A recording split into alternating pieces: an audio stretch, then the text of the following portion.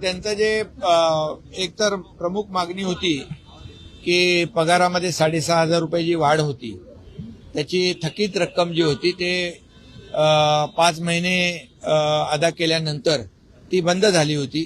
ती थकीत रक्कम तात्काळ सुरू करण्याचा निर्णय घेतला. त्याप्रमाणे शासनाकडून 65 कोटी रुपये त्याच्यासाठी देण्याचा निर्णय घेतलेला आहे.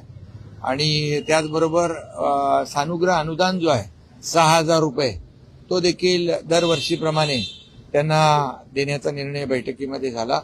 आणि त्याचबरोबर त्यासाठी जवळपास 51 कोटी रुपये लागतील.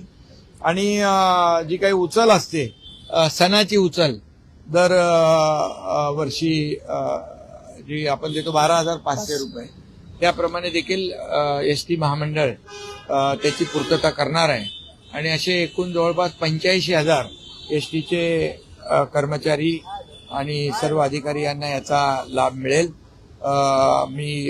आम्ही महायुती सरकार म्हणून मुख्यमंत्री देवेंद्रजी, अजितदादा आणि आम्ही जेव्हा जेव्हा सर्वसामान्य शेतकरी असेल, लाडक्या बहिणी असतील आणि जेव्हा एसटी कर्मचारी देखील जे आहेत ते देखील अतिशय म्हणजे गाव तिथं एसटी, अतिशय म्हणजे जिथं अगदी रस्ता नाही चांगला तिथं देखील ही एसटी पोहोचते आणि आपल्या सर्वसामान्य गोरगरीब महाराष्ट्रातल्या जनतेला सेवा देत असते.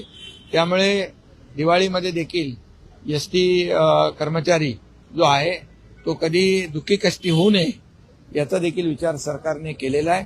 आणि त्याचबरोबर मंत्री प्रताप सरनाईक यांनी देखील अनेक योजना ज्या या ठिकाणी सुरू केलेल्या आहेत त्यांच्या मंत्रीपदाची जबाबदारी घेतल्यानंतर. तर मला वाटतं भविष्यामध्ये एसटी स्वतःच्या पायावर उभं राहण्यासाठी अनेक जे रिसोर्सेस आहेत त्याचा अवलंब करते आहे. आणि भविष्यामध्ये एसटी स्वतःच्या ताकदीवर देखील उभी करण्याचा जो काही प्रयत्न सुरू आहे याला शासनाला युनियन जे आहेत इथं आपले वर्गे साहेब आहेत आणि इतरही सर्व लोक, अडसूळ साहेब मगाशी होते, इतर लोक सर्वच जे युनियनचे पदाधिकारी होते त्या सगळ्यांनीच सहकार्याची भूमिका घेतलेली आहे.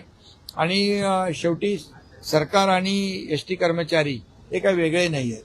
त्यामुळे त्यांची दिवाळी देखील गोड व्हावी अशी त्यांची आग्रही मागणी होती. आणि सरकार हे सर्वसामान्यांचं आहे आणि मग एसटी कर्मचाऱ्यांना देखील सरकार या आजच्या बैठकीमधून